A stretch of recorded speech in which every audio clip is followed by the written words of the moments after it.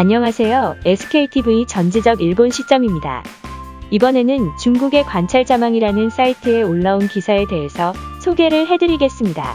제목은 국민의 영양 수준으로 보면 현재의 중국 국민의 생활 수준은 이미 일본을 추월했으며 아시아 최고의 수준이다 라는 글입니다.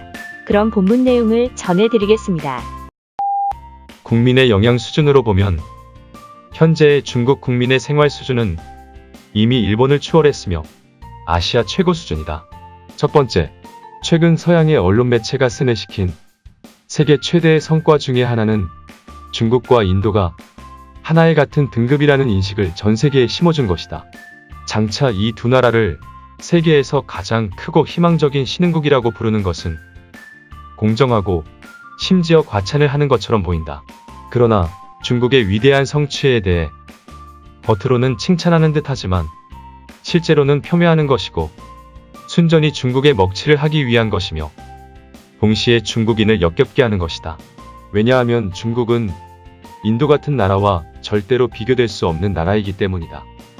우리가 한 나라의 국민 생활 수준을 토론할 때 가장 큰 가중치는 바로 그 나라의 일반 국민의 식생활과 주거생활의 수준인 것이다. 이 부분의 가중치는 최소한 60% 정도는 점한다. 주택생활 수준은 제쳐두고 여기에서는 먼저 중국 국민의 영양 수준을 토론해보자. 국제기구가 헝거 인덱스를 만들어냈는데 그 의미는 기아 지수다. 이 지수가 높을수록 한 나라의 기아 문제는 심각하다는 것을 나타내며 낮을수록 그 나라의 국민이 배불리 먹는다는 것을 의미한다. 나는 이 지수 자체가 많은 문제를 내포하고 있다고 생각한다. 그것은 바로 소위 선진국이라고 하는 나라의 기아 문제를 집계하지 않는 것이다. 권위 있는 국제기구가 선진국에는 기아가 존재하지 않는다고 인식하고 있지만 이것은 분명히 팩트와는 다르다.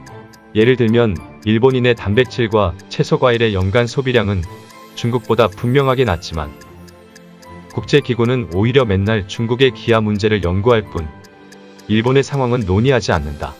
그러나 헝거 인덱스, 즉 기아 지수는 현재 국제적으로 가장 많이 인용되는 표제어 중 하나이기 때문에 이 지수의 일부 수치를 잠시 인용하여 나의 관점을 논술하고자 한다. 2020년에는 중국인의 기아 지수가 오를 밑돌았는데 실제로는 2012년부터 중국인의 기아 지수는 이미 5 이하를 하회하기 시작했다.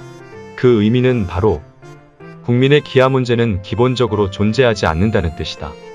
2020년 인도의 기아 지수는 27.15, 기아 문제가 비교적 심각한 국가에 속한다. 2000년부터 2020년까지 인도의 기아 지수는 38.9에서 27.2로 하락했는데 11.7포인트 하락하는데 20년이 걸린 것이다. 중국과 비교한다면 2012년 중국의 기아 지수는 5를 밑돌았는데 2020년의 인도의 기아 지수는 2012년 중국의 지수보다 22.2가 높았다. 지난 20년간 인도의 진행 속도로 보면 이 22.2의 기아 지수 차이는 인도가 40년이 걸려야 도달할 수 있는 수준이다.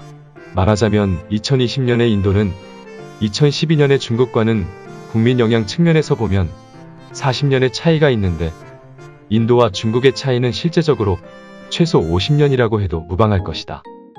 여기에 우리들은 2020년, 2021년 인도 경제에 대한 코로나 사태의 심각한 타격은 아직 고려하지 않았다.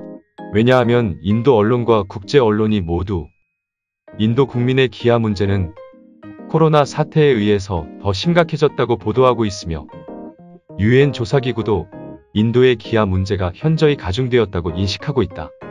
재미있는 것은 서방의 언론들은 제멋대로 지난 몇 년간 베네수엘라를 지상지옥으로 묘사를 하며 인구의 99%가 기아에 허덕이고 있다고 말한다. 그러나 베네수엘라의 기아 문제조차도 인도만큼은 심각하지 않다. 인도의 지난 20년간의 발전 속도를 참고를 하면 인도는 낙관적으로 보더라도 10년 뒤에나 현재의 베네수엘라의 먹고 사는 수준을 따라잡을 수가 있다. 서방 언론들은 인도인의 기아 문제를 좀처럼 언급하지 않으며 인도를 언급을 하더라도 항상 중국을 함께 끼워 넣어서 전 세계의 사람들로 하여금 중국과 인도가 같은 등급의 국가라는 것을 인식을 시켜왔다. 그 목적이 얼마나 악랄하고 음험한 것인가.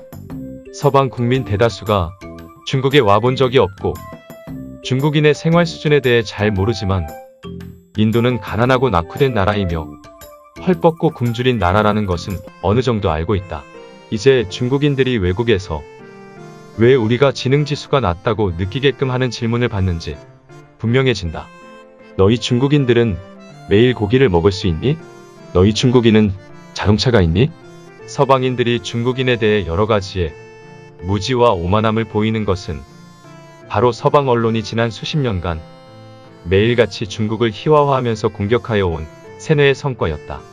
두 번째, 일본은 중국 국내의 여러 가지 일봉에 의해 과장되어 신격화되었지만 일본인의 생활 수준은 일찍이 중국인에게 추월되었다. 대만의 경우에는 더더욱 그렇다. 2017년 데이터에 따르면 2017년보다 새로운 데이터는 아직 없다. 다만 과거 자료에 따르면 중국인의 단백질 소비량은 대략적으로 매년 1g 정도가 늘어났다. 중국 대륙인의 일일 평균 단백질 소비량은 일본과 대만을 상당히 많이 추월했다. 심지어는 일본 역사상 최고 수준조차도 추월했다. 1989년은 바로 일본 거품 경제의 최고 절정기이며 이후 30년간 일본은 만성적인 경기 침체에 빠져들었으며 그 30년간 일본인의 일일 평균 단백질 소비량이 감소하여 1인당 높아봐야 20여 g 수준까지 떨어졌다. 이는 중국의 20년 낙후된 것이다. 그래서 일본은 가짜 선진국이라고 얘기해도 억울할 것은 없을 것이며 생활 수준이 정말로 끔찍하지만 단지 비교적 자기 포장을 잘하고 있을 뿐이다. 대만의 생활 수준의 최고 절정기는 개략 1995년으로 현재보다 훨씬 강했던 것도 경험한 바 있는데 그 시절의 대만인의 느낌과 딱 맞아 떨어진다. 하지만 1995년이라고 해도 중국의 2017년 수준에는 못 미치고 같은 2017년의 대만은 일일 평균 단백질 소비량도 중국의 20여 g 정도 차이가 나기 때문에 대만 역시 중국보다 20년 이상 뒤떨어진 가짜 선진국 지역이다. 실제로 2017년부터 중국의 1인당 하루 평균 단백질 소비량은 이미 캐나다를 앞지르기 시작했고 올해의 데이터를 보면 캐나다를 뚜렷하게 추월했음에 틀림이 없다. 1인당 평균 채소 소비량을 말하자면 중국은 일본에 대해서 더욱더 확실히 압도하는 수준이며 일본은 1인당 평균 야채 소비량이 중국 1인당 평균의 4분의 1에도 미치지 못한다. 일일 평균 과일 소비량은 말할 필요도 없을 정도다. 일본도 중국의 상대가 되지 않을 정도로 상당한 차이가 난다. 일본이 지난 30년간 각 방면의 생활 수준이 모두 적지 않게 하락했다. 이미 분명하게 중국에 비해 현저히 떨어지고 있다. 당연하게도 2017년의 중국인들의 생활 수준은 사실상 일본 역사상 최고 시기였던 1989년을 압도적으로 추월했다. 인도의 흐름을 얘기하자면 중국과의 차이는 적어도 50년 정도가 난다. 이러한 사실은 지금까지 나로 하여금 놀라게 한 적이 없다. 왜냐하면 인도는 화학공업 수준이 낮고 충분한 화학비료를 제조할 수가 없기 때문에 이로 인하여 매년 막대한 외화를 들여 중국에서 각종 화학비료를 수입해야 한다. 또 수리가 발전하지 못했기 때문에 결국 인도벼의 수확량은 1950년대 중국보다 더 낮은 수준이다. 인도에는 없는 것이 어떻게 우리 중국인들은 모두 가지고 있을까요? 분명히 1949년 건국 당시의 중국은 인도에 비해 많이 가난하고 낙후된 농업국가였죠. 중국은 보잘것없었지만 마침내 수십 년 만에 이른바 선진국을 따라잡았는데 이게 기적 정도가 아니라 이건 분명히 조물주의 역사입니다. 네, 맞습니다. 건국 후 그 위대한 30년에 감사하죠. 그 위대하고 사심없는 노인은 4억 명의 위대하고 사심없는 인민을 이끌고 항미원조의 그 서사시급 침략에 대항하는 전쟁을 이겨내고 중국을 거점으로 하고 있는 무수한 많은 반동 세력과 지방의 무장 반인민 세력을 소멸시켰습니다. 아무 기초도 없는 백지의 바탕 위에서 완전한 자주적 공업과 국방 시스템을 구축했습니다. 이러한 것들이 없었다면 꿈속에서만 있을 만한 매일 잘 먹고 잘 사는 행복한 생활이 가능했었을까요? 30년 동안 사심없는 공헌을 해온 당신에게 감사드리며 또 기적을 창조해온 선배님들께도 감사드립니다. 이상 여기까지 본문 내용이었습니다. 말하자면 중뽕이 엄청 들어간 기사로 보입니다. 우리나라의 개발 독재를 했던 박정희 전 대통령도 연상시키는 느낌인데요. 하긴 중국이 한국 경제개발 계획 등에 대해서도 많이 연구를 했다고 합니다. 따라서 우리나라가 일본을 경제 모델로 성장을 했듯이 중국은 우리나라를 경제 모델로 압축 성장을 해온 것으로 보입니다.